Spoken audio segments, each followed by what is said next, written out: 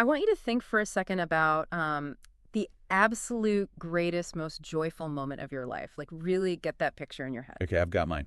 Awesome. So now I want you to totally shift gears and think about your deepest, most, tear your hair out moment of frustration or anger or Well, sadness. that's a sharp pivot. Right. But here's the actual question. Who were you with during those two very different moments? Well, I mean, if you are like the vast majority of people listening to this right now, Mm, the answer to both of those questions is probably the exact same person. yeah. Or at the very least, it's the same very small, very specific group of people. Exactly. And that wild contradiction, the fact that our greatest joys and our most profound miseries originate from the exact same close relationships, that's the launching pad for today's deep A dive. fascinating paradox. It really is. We are jumping into two translated essays written by an author named Xuefeng. We have one essay from late 2023 and then a follow-up piece from early 2024. Right, and our mission today is to essentially trace a highly specific, honestly, quite radical worldview presented in these texts. Highly radical. Yeah, we're looking at a philosophy that attempts to diagnose the literal root cause of all human suffering, and then it proposes a completely comprehensive cure. And just to be crystal clear right up front for you listening, we are not here to endorse these views. We're not taking any political, religious, or philosophical sides. Definitely not.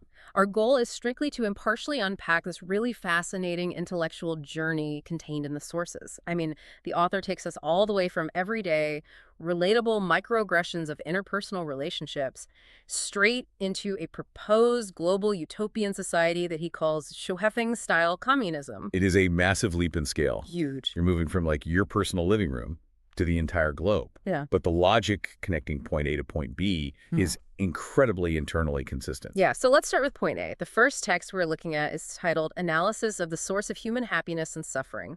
And Xuefeng's core premise here is remarkably straightforward, but it's pretty tough to swallow. He argues that the world is not wrong. All faults lie within ourselves. Right, and I want to spend some time on that because the author actually goes all the way back to the biblical story of Adam and Eve to make this point. He does, yeah. But the text uses the story of Eden not necessarily as theology. Right. It uses it as a framework for absolute human responsibility. Like a metaphor. Exactly. The author points out that if Adam and Eve had just followed the single rule, not to eat the forbidden fruit, the suffering of being expelled from paradise literally wouldn't have happened. So it's on them. Entirely. Yeah. Their pain originated entirely from within themselves, from their own choices and actions. Okay, wow.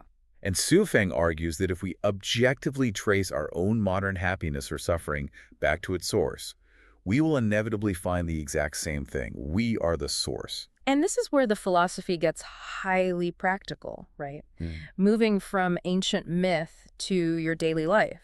Because the source argues that our emotional reality is dictated completely by how we interact with familiar individuals. It all comes down to the details. Yeah, the words we choose, our spontaneous emotional responses, our general attitudes.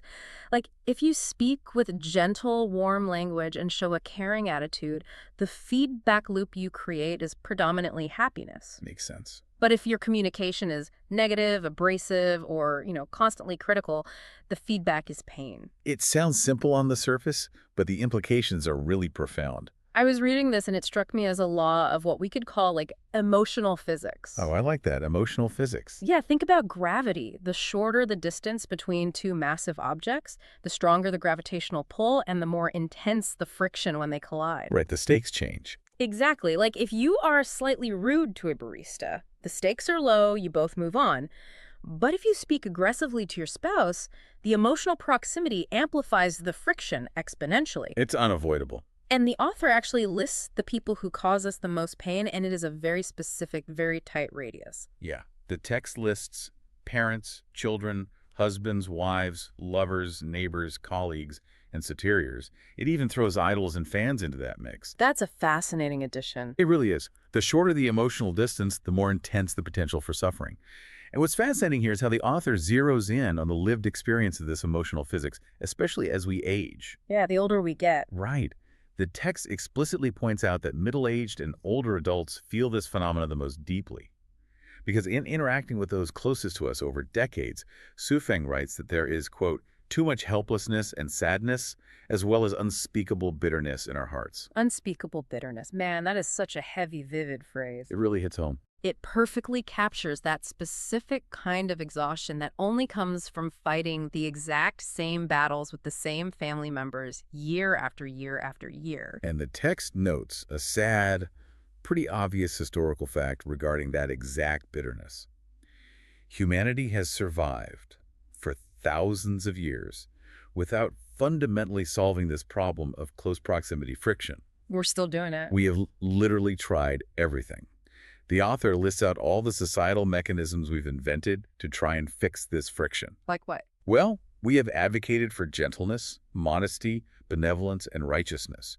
We've built massive religious frameworks and these incredibly complex legal systems. But according to the source, none of those moral or ethical frameworks have completely solved the troubles of human interaction. Not a single one. Because, I mean, a law might punish you for stealing from your neighbor, but it can't force you to actually like your neighbor. Exactly. And a religious teaching might tell you to honor your parents, but it doesn't eliminate the actual interpersonal friction. When you sit down for dinner with them, they criticize your life choices.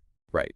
Which means traditional humanity essentially has a 100% failure rate at fixing the core friction of close relationships. Okay, so if ethical frameworks and laws are just, Band-Aids on a gaping wound, how does Xuefeng propose to actually cure this seemingly unsolvable problem? Well, this is where the text introduces something called Lifechanyuan and a highly specific living model they've developed called the second home.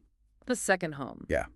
According to the author, this is the only model in human history to successfully alleviate the pain of human interaction. And importantly, the text emphasizes this isn't just some theoretical white paper concept. Right. The author claims this has been running as a real-world experiment for 15 years, starting back in April 2009. Yeah, 15 years. And there is extensive text, photo, and video documentation online, according to the source, to prove that this model actually works. The claim is that a 15-year practice of living in the second home demonstrates that people actually can interact harmoniously. They have supposedly found a way to maximize joy and significantly reduce the troubles of human interaction just by altering their environment. Okay, let's unpack this, because I have to throw a flag on the play right here. Go for it. If we accept the foundational premise of the first essay... That humans generate bitterness when they get close. Right, exactly. If we accept that, how does simply changing our quote-unquote production and living mode suddenly rewrite human nature? That's the big question. Because you can't just take the same flawed, selfish, friction-generating humans, stick them in a new house, and expect the emotional physics to suddenly stop working. Gravity still applies in a new building, right? Right. And that is the crucial pivot in the author's logic. And it is exactly what forces his philosophy to expand. Xuefeng isn't talking about just tweaking our current societal arrangements or, making better chore charts. So what is he saying? To fix the micro-level pain of personal relationships, the author argues you have to completely dismantle the macro-level structures of human society.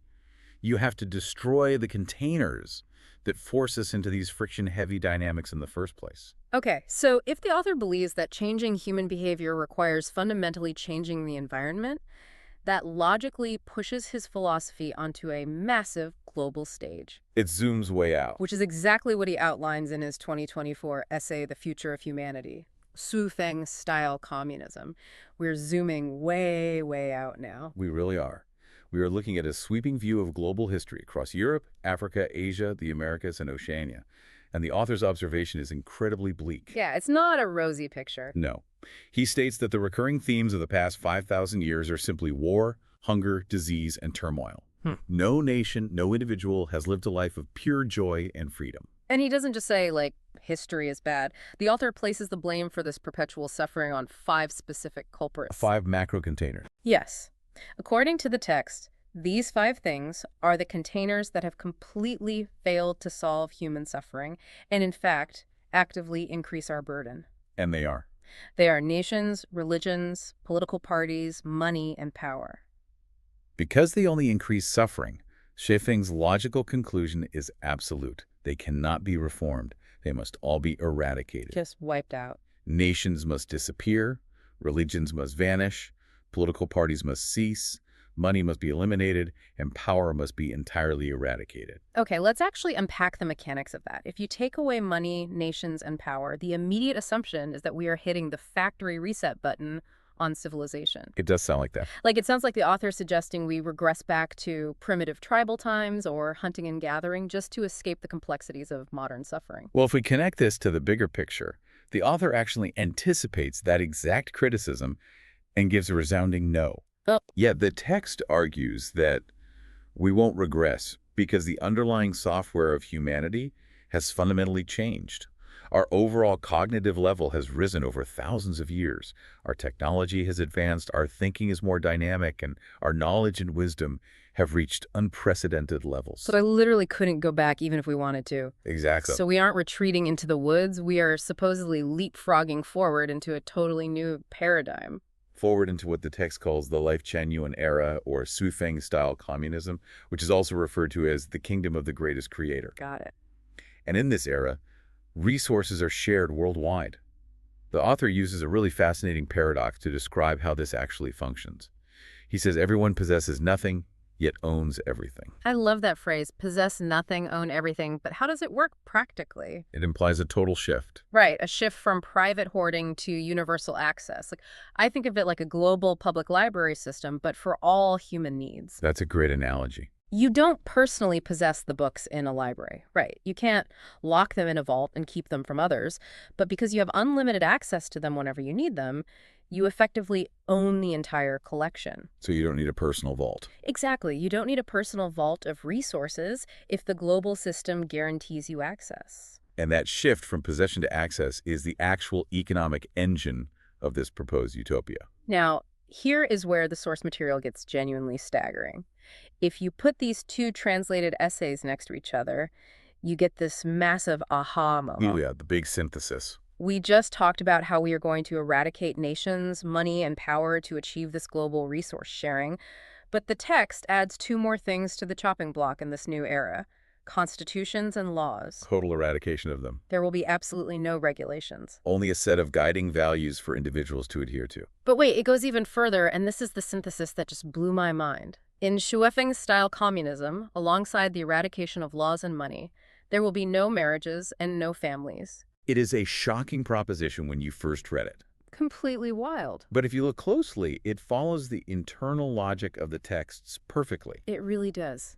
Because in the first essay, Xuefeng argued that our closest relationships, parents, children, spouses, are the primary source of our unspeakable bitterness and suffering.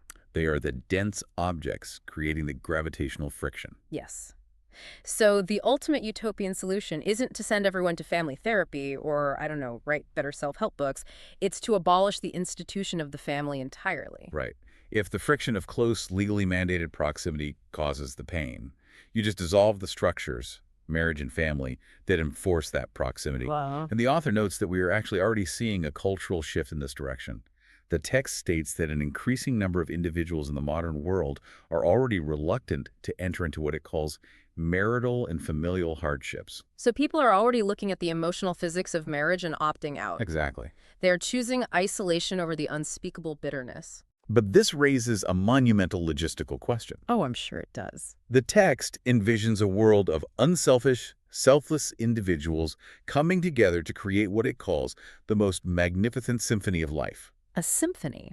Right. But how do you orchestrate a global symphony without a conductor? How does a society function without laws to punish bad actors, without money to incentivize labor, and without families to anchor people to a community? Yeah, that is the ultimate hurdle, because earlier the text explicitly said the root of all suffering is ourselves. We are the problem. We are the ones creating the pain.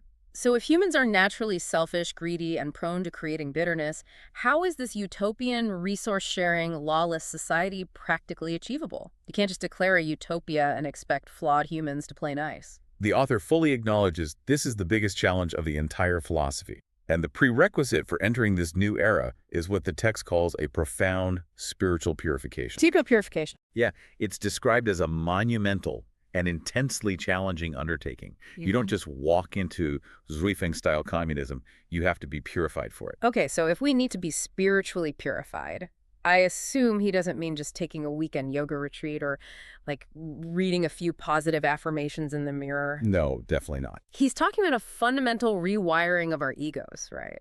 How exactly does one achieve this purification according to the source? Well, it requires the construction of what Xuefeng calls the human soul garden. The soul garden. Yes. And the main task here is agricultural, in a deeply psychological sense. You have to actively uproot specific negative and pessimistic psychological elements from your own consciousness. Like pulling weeds. Exactly. And the text doesn't just speak in vague terms. It lists the specific weeds that will kill the utopia. Greed, jealousy, comparison, selfishness, laziness, complaints, hatred, and ego. Man, you really have to think about how destructive those specific weeds are to the system he's proposing. They tear it apart. You can't have a society where people possess nothing but own everything if the weed of comparison is still in their mind. The moment you look at your neighbor and think, why does he have that when I don't? The whole system of universal access collapses right back into greed. It's so fragile if the humans aren't quote-unquote purified. And the author asserts a deeply philosophical concept to explain why this internal weeding is so vital. He states that all material phenomena are simply the outcomes of consciousness. Okay. The essence of the world lies in what Xuefeng calls formless manifestations. Formless manifestations, we need to unpack that. He is basically arguing that the physical world we live in is just a 3D printout of our collective mental state. That is a perfect way to conceptualize it. If society is riddled with war, poverty, and unspeakable bitterness in our marriages, it is merely because our internal consciousness is riddled with hatred, greed, and ego. So you cannot fix the printout by drawing on the paper. Exactly. You have to change the source code. Yeah. The physical structure of society is just a reflection, a shadow cast by human consciousness. Which sets up this incredible philosophical chicken and egg situation for you, the listener, to chew on. Think about the sequence of operations here. Right. What comes first? Do we need to change our macro living structures, like abolishing money, erasing national borders, and ending the institution of marriage in order to relieve the pressure that causes our negative emotions? Or do we have to perfectly uproot our own deep-seated jealousy, ego, and laziness before a system like Xuefeng-style communism can even survive a single day? Like, what has to come first, the perfect systemic container or the perfect human? Well, according to the final assertion in the text, the sequence or even the current willingness of humanity might not matter to the author. What do you mean? Xuefeng ends with a very confident, almost prophetic statement.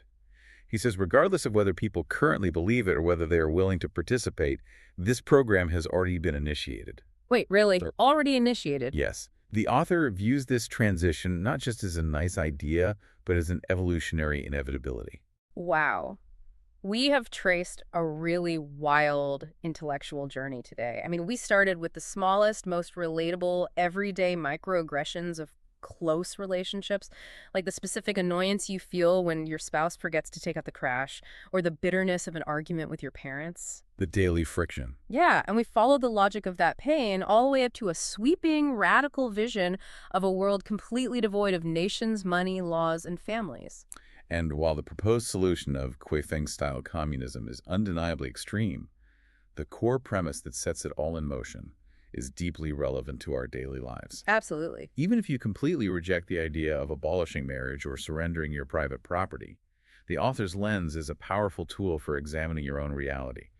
The observation that our closest relationships are simultaneously our greatest source of joy and our greatest source of pain is an undeniable, universal human truth. And the idea that internal weeds like comparison, ego, and complaints are the true drivers of our suffering, that is a concept that resonates regardless of your political or social worldview. It forces you to look inward. It really does. It demands that you take responsibility for your own emotional physics, rather than constantly blaming your partner, your boss, or the external world for your unhappiness.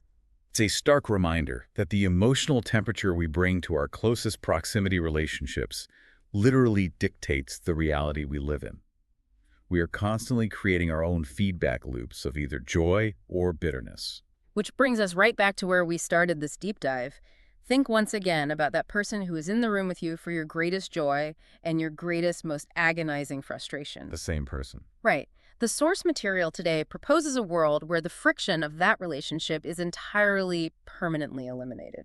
But it comes at the cost of the very structures that bind you together. A heavy cost. So I want to leave you with a final thought to ponder long after this conversation ends.